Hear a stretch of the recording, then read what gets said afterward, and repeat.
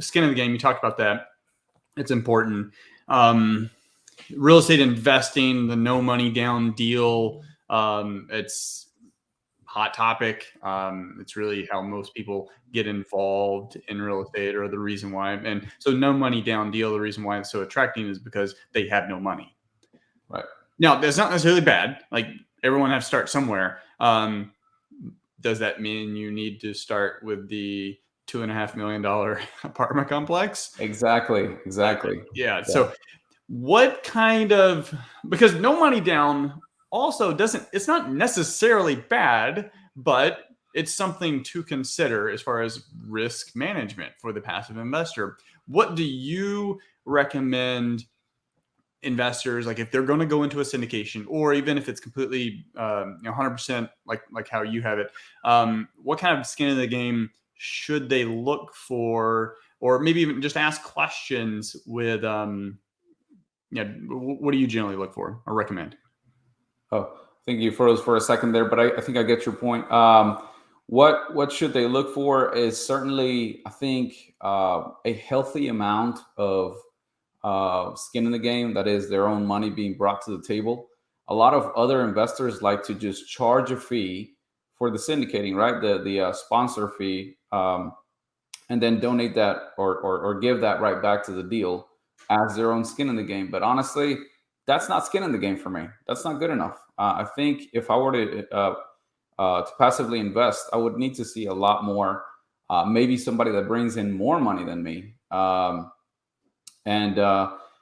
I do want to say one thing, which is after I've been doing this active investments for so long and just focusing on 100% owned deals, all of my entities are single member entities owned by me. I don't really take on any partners, but because I've been doing it for so long, the cool side effect that I've seen recently is that there are groups of syndication folks that are coming to me and wanting somebody with a strong resume, with a strong personal financial statement, Strong balance sheet, experience.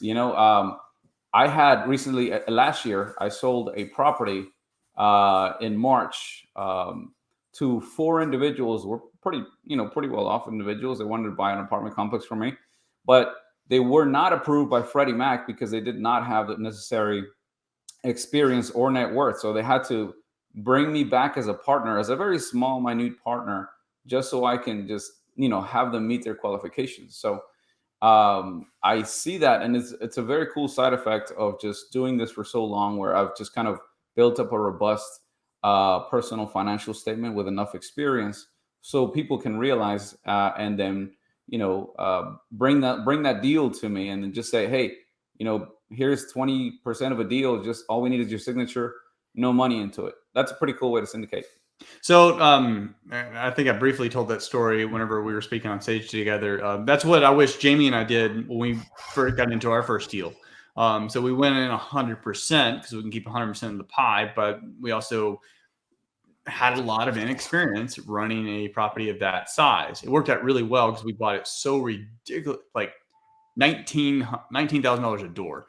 Like, it's just so ridiculously cheap. Like, it's almost unbelievable today. So we knew going in that, hey, we bought it cheap enough where we could screw up, make a lot of mistakes, and still make a lot of money. So in the 20s, we did exactly that. Walked away, made over $100,000, which wasn't bad for our 20s. Right. So in any case, but had we gone to someone like you or someone who is experienced and just said, hey, look, got this deal, it's all ready to go, I would actually how would you consider, what do you think about maybe doing a partnership on this, so you can, we can leverage your experience, and we'll step back and, as from the person bringing the deal, we'd get the benefit of invaluable operational experience by observation, and also a little bit of boots on the ground, right? Right, of course. Yeah, so I see the value in it, and I see the value in reaching out to somebody who's actually, has the experience to show these lenders, because it comes down to actually, the lender approving the whole structure, that you can do the deal. And so with beginning syndicators, I think that they will eventually reach out to somebody like me if they don't have the experience themselves. But then, does that person have any skin in the game? You see what I mean? Like for me, I just bring a signature, and I've been promised 20% of a deal before.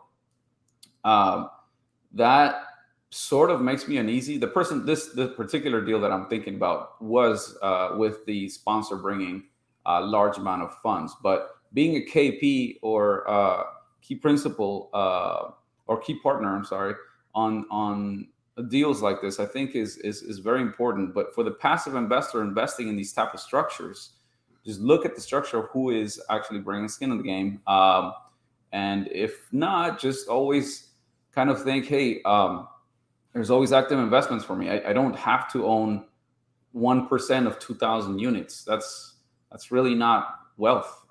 That's just showing off how many units you own, right?